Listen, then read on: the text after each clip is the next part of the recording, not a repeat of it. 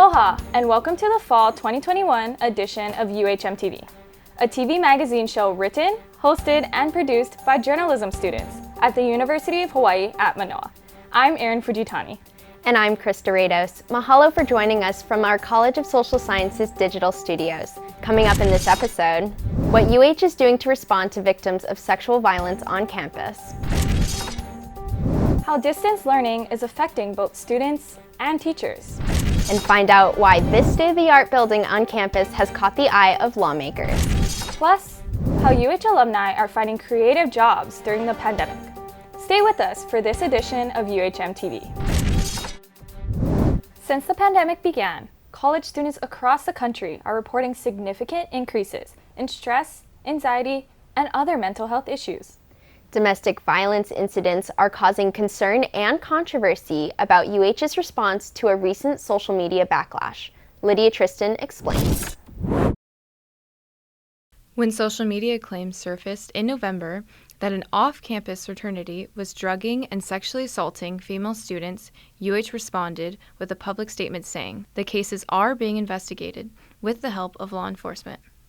These allegations brought to light a more serious problem that's plaguing college students across the country. Statistics show 25% of female students experience some sort of sexual assault during their college career, and more than 50% experience domestic violence with a current or former partner. Advocates say these numbers may even be higher, as many victims don't always report these incidents. It's not something that's easily spoken about. It's attached with fear and shame. And so what we want to do is, our hope is that, we're putting it out there, letting people know that this exists in our community. But with help and support, hopefully we can reach the most isolated victim. Domestic violence is defined as physical, sexual, or psychological abuse that typically happens when one partner is trying to gain control over the other. If UH students are experiencing any of these forms of abuse, there are resources right here on campus through the Title IX office. Advocates provide free confidential services to help students in various ways. If you are dorming, then we incorporate housing to see how we can make you safe, feeling safe in your environment, in your living environment. Everyone is different, so I encourage you to come in and talk, and we can discuss what is best for you at the moment. For UHMTV, I'm Lydia Tristan. So Lydia, where can students go for help if they are experiencing sexual violence? There are actually many resources available to students, staff, and faculty. You can find the entire list on the university's Title IX website at the link below. Thanks, Lydia. COVID restrictions on campus continue to limit the number of in-person classes. As Victoria Budiono reports, some students believe that ongoing distance learning is affecting their motivation and productivity. While 20% of UH Manoa students have already begun the transition to in-person classes, others are still learning through their computer screens. Right now I'm still in online, and for my bio class we only have one recitation period and it couldn't cramp up everything. It's really hard to go after times that they give out for Zoom meetings. More than 100 natural science lab course sections are fully online this semester. Some students find it challenging to learn without hands-on experience. All of my labs were online and consisted of watching videos, the experiments themselves, but they were all online on a screen. You were just watching, taking notes, just regurgitating information. So it wasn't really something you retain. If I was in their shoes, I would have a hard time finding motivation as well because it's just not engaging. It's just boring, to be honest. This fall semester, 29 chemistry lab course sections are conducted in person or hybrid in Bilger Hall. And making that transition has not been easy. Having my first OChem lab this semester was pretty rough. I knew in general what to do, but coming face to face with it for the first time ever, it was like having all the puzzle pieces laid out but not knowing what to do with them. Before the pandemic hit, it was much better in my opinion. From the student's perspective, just basing it off of the performance that I've seen over the years, it's been declining because of the distance learning and whatnot. UH officials expect the Manoa campus labs and other classrooms to open fully beginning in January. For UHMTV, I'm Victoria Budiono. Students aren't the only ones struggling with online learning and hybrid classes. Teachers are also finding it difficult to keep students engaged while maintaining their own self-motivation. Lindsay Dower has more. Dental hygiene instructors like Natasha Galarza are walking into classrooms that are only half full. So that means double the lectures in person, double the hands-on activities and everything. So it is hard on the instructors, side, because they are lecturing twice more than they should and whatnot. But that's the best that we can do, especially during this time. Besides the added workload, instructors are also challenged with finding enough patients for students to practice on. And they're also responsible for wiping and sanitizing stations between each class. Meanwhile, teachers such as those in the Japanese language department have continued to teach virtually. Just in coordinating instructors we have, lecturers, we have graduate assistants, all teaching, and trying to accommodate all their schedules in a normal semester is quite tough. If we had online and in person, trying to figure out who could be on campus for when, I think would almost made the scheduling impossible. Despite the strain, these UH professors are maintaining a positive attitude. Any instructors struggling with hybrid teaching can visit the Center for Teaching Excellence website, which offers workshops and other resources. For UHMTV, I'm Lindsay Dower. When we come back, why this new building is becoming the model of inspiration for new construction on campus. Stay with us for UHMTV.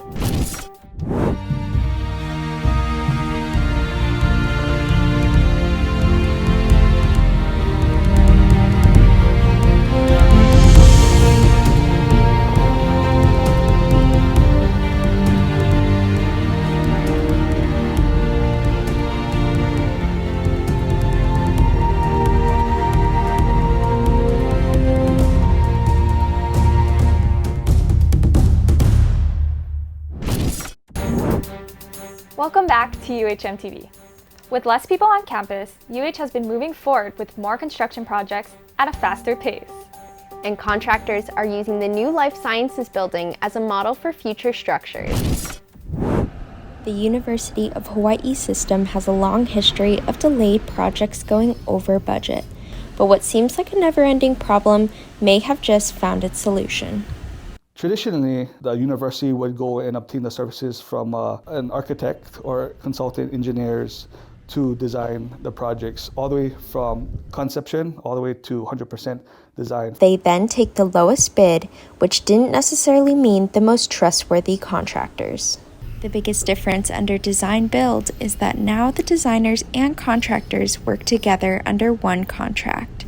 The old method required separate architects, builders, and consultants working individually, which Shima says caused a lot of confusion. DesignBuild on many levels allows us to get a project completed faster. We have a lot more say in who gets awarded these projects because it's not low bid. We're able to select a contractor based on other things like past performance and is there value to what the delivery is. The lowest and the cheapest piece of equipment is not always the best. The Life Sciences really was the first big project that we were able to, through DesignBuild, demolish a building, put up a building. We completed it last summer. Being able to deliver that for our students, we all take great pride in that. Meanwhile, the DesignBuild method has caught the eye of the Hawaii legislature. UH spokesperson Dan Meisenthal says that the state finally recognizes that UH can produce projects on time and on budget. The next big renovations will include Kuykendall Hall and Sinclair Library, and that all will be done with the new DesignBuild method. For UHMTV, I'm Krista Rados. With the recent lifting of international travel restrictions for Hawaii, the state is preparing for a spike in holiday tourists. But as L'Oreal Wall's Jamie tells us, some local residents question the fairness of these policies.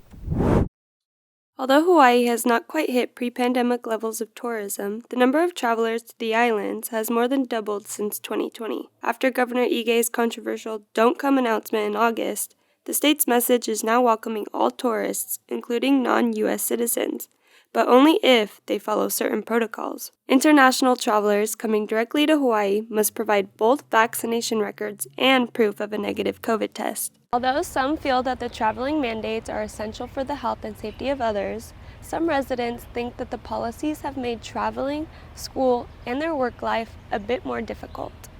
Hawaii's Safe Travels program is such a pain. And let's say you get your negative COVID test and then you fly back to Oahu like in 2 days. You can get your test and you can be negative, and if it's not in your account at the right time, you have to quarantine. So, and it's pretty ridiculous. There's no ifs, ands, or buts, and it's like, that's such a silly rule. International students make up 6.4% of UH Manoa's student body, with the majority declaring a major in the College of Social Sciences. But those numbers have decreased by more than half since last year. UH officials believe part of the problem is finding accepted testing sites in some countries. We have students coming from other regions, so those students may have, I would say, an added difficulty in trying to navigate it so that they don't have to go through the 10-day quarantine in Hawaii. With the new strains of the virus emerging, the CDC urges everyone to get fully vaccinated and even an extra booster when available. For UHMTV, I'm L'Oreal Walsh-Jamie.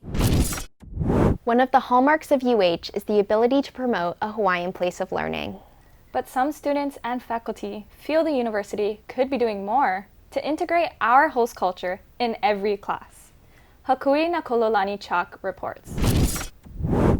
UH Manoa sits on 350 acres of prime property that once belonged to the Hawaiian monarchy. Since 2011, its location has been coined as a Hawaiian place of learning in hopes of promoting an institution grounded in Hawaiian knowledge. From the moment a person sets foot on this campus, they know where they are.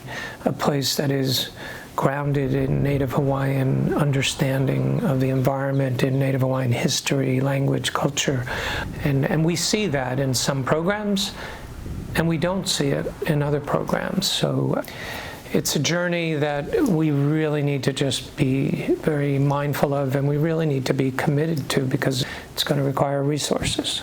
But one former art student says the university is not quite what it advertises. The majority of the university is not a Hawaiian place of learning, nor does it really concern itself in being so. None of the classes that I took, besides Indigenous politics, really considered anything related to Hawaiian culture, especially not in the art department. In July 2020, Goldschmidt criticized the university for not living up to its Hawaiian initiatives and called for the decolonization of the art department, both in a scathing letter and online. Why are we just saying aloha aina, aloha aina, aloha aina when the actual intention isn't there? If you're going to use that as a method to make change, I'm all for it. But if you're going to use it to sell something, that to me is not pure intentionality. The art department responded about 2 months later, agreeing that they could be doing better. We're doing better. We're not quite where we want to be. The university plans to post more signs across campus reflecting Hawaiian values by the beginning of next year. For UHMTV, I'm Hakui Nakololani Chak. What are some ways UH can become a better Hawaiian place of learning? Students like Rebecca say the university's professors could start by simply adding Hawaiian values into their teaching styles. When we come back, Warrior football plays at home for the first time in UH history. And baseball fans are looking for more home runs with a brand new coaching staff. Don't go away. Welcome back to UHMTV. For the first time in nearly a century, the Warrior football team is hosting home games right here in Manoa. But as Charleston Casimiro reports, a strict mandate banning fans from the first 3 home games has caused huge losses for UH athletics.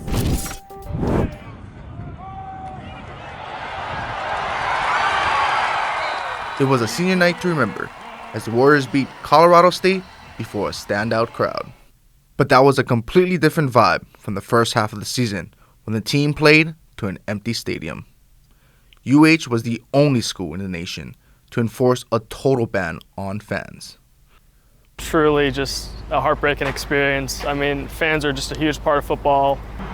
That atmosphere, it's just not the same. The players feed off the energy of the fans, feeling like their overall performance was heavily affected by the strict mandate. I think it's a huge disadvantage because fans, they don't pump up their team to play better. It makes us, like, the whole environment more stronger, especially in the home games. That can be like a make it or break it for our team. Renovations at the Ching Field have cost upwards of $8 million so far. UH was hoping to recoup that money through ticket sales, concessions, and parking. But with no fans during the first 3 home games, that didn't happen. Yeah, so we're looking at about a loss of about $600,000 per game. You know, might not be exactly that amount because we obviously saved some money, but in the end, that's pretty much what it's costing the department throughout the pandemic when we haven't been able to host football games. UH officials hope to fill the stadium to capacity next year. In the meantime, football fans are just happy to get together and feel all right. For UHMTV, I'm Charleston Casimiro.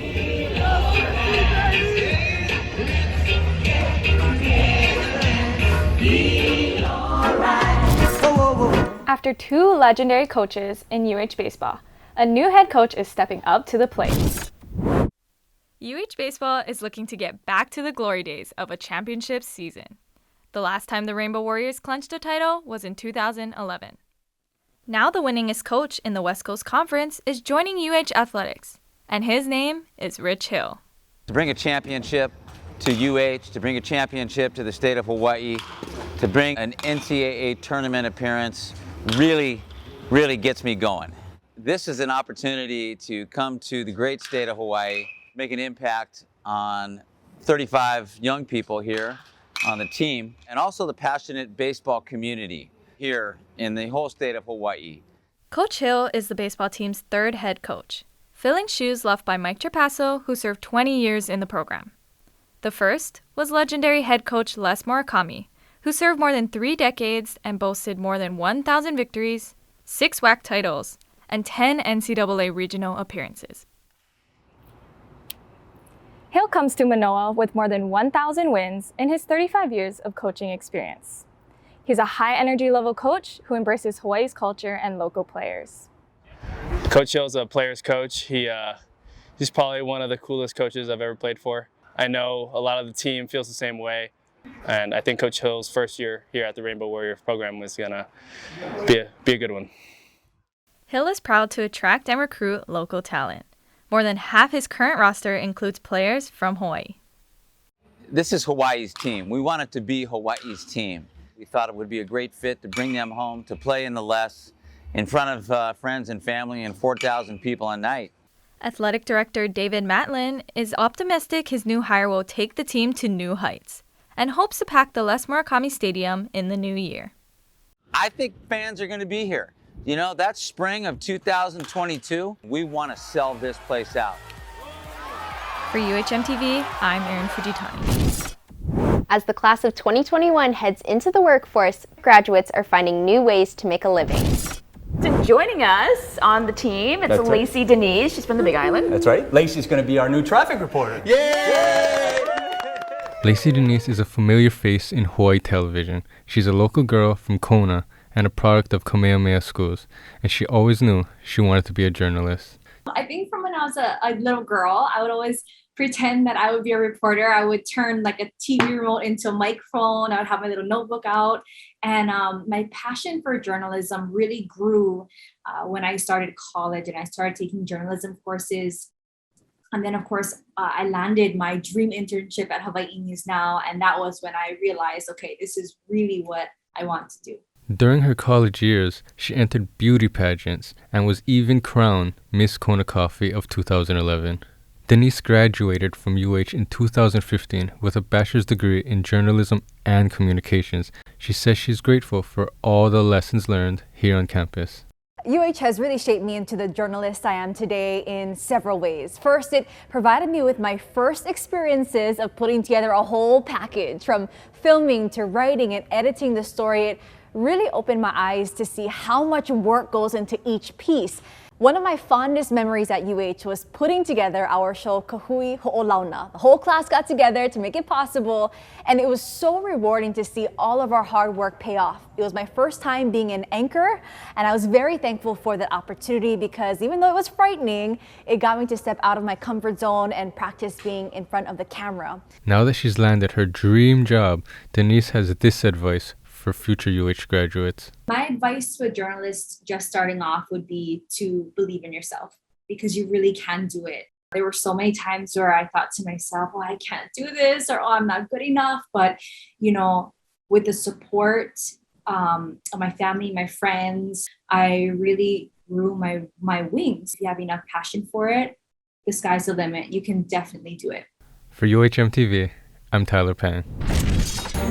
When we return, new virtual reality tours are brought to life at Pearl Harbor National Memorial.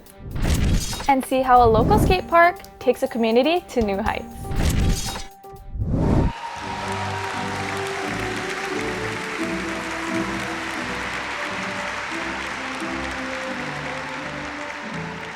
Aloha, members of the College of Social Sciences, class of 2021. It's my privilege and honor to stand before you as your dean. Congratulations on your academic achievement. As you become a CSS alum, I have a request. Dream.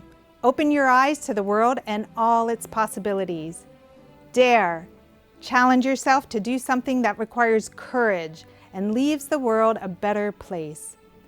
Do. Take a leap of faith and rise up to meet your destiny. Dream, dare, do, and take the next step on your journey. You've got this. Congratulations, class of 2021. Wishing you the warmest aloha today and always. Welcome back to UHMTV. This year marks the 80th commemoration of the attack on Pearl Harbor.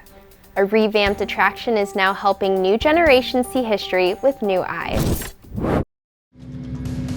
At 7:55, the first wave of Japanese torpedo bombers arrived at Pearl Harbor. It is a way to open your eyes. It is a way to start questions. It's very hard to engage a younger generation in something that happened 80 years ago. And we're hoping that the virtual reality will help the younger generation kind of immerse themselves in that. It will put you into that perspective of standing on the deck of the USS Utah, witnessing the sounds and such as if you are one of the sailors or Marines who were on board at the time. It actually puts you into the cockpit of one of the Japanese warplanes and really puts the attack in a different visual perspective. It's not a video game. It's an interpretive educational experience and then allows this history to come alive. The VR program is currently available for rent at the Pearl Harbor National Memorial. A local business has recently renovated an old skate park in Kailua. As Ethan Young tells us, it's a haven that's attracting skaters from all over the island. For students moving to Hawaii, it can be hard to feel connected to an island that's different from most places. But in the small town of Kailua, located on the east side of Oahu, UH Manoa student skateboarders are finding their place on the island, and it's all thanks to the small Kailua recreational skate park. What started out as a simple slab of concrete intended to give the youth a place to skate other than the street has now turned into a home for not only Kailua's youth, but for kids and adults across the island. Yeah, the motivation behind improving it was really those kids coming in every day saying they needed a place to skateboard. Mitsui is very active in the skate scene, whether it be hanging out at the park or working with organizations that help the state to bring safer spots to Oahu for the youth to skate.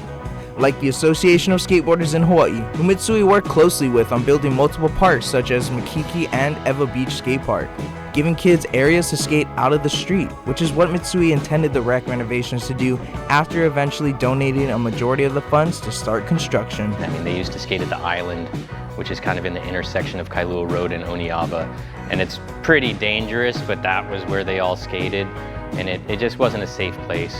What started out as a way to benefit the youth of Kailua turned into a safe haven that welcomes skateboarders of all skills. This was the case for most UH Manoa skateboarders as they found a warm welcome with the new renovations 808 Skate provided. When I'm at other skate parks, usually everyone's to themselves. They have headphones in, not really interacting with one another, but the rec center, it's a really positive environment. So head down to the rec, open every day from 6 a.m. to 7 p.m. For UHMTV, I'm Ethan Young. Thank you for joining us for the 26th edition of UHMTV. And mahalo for watching. I'm Erin Fujitani. And I'm Krista Rados. Until next time, aloha.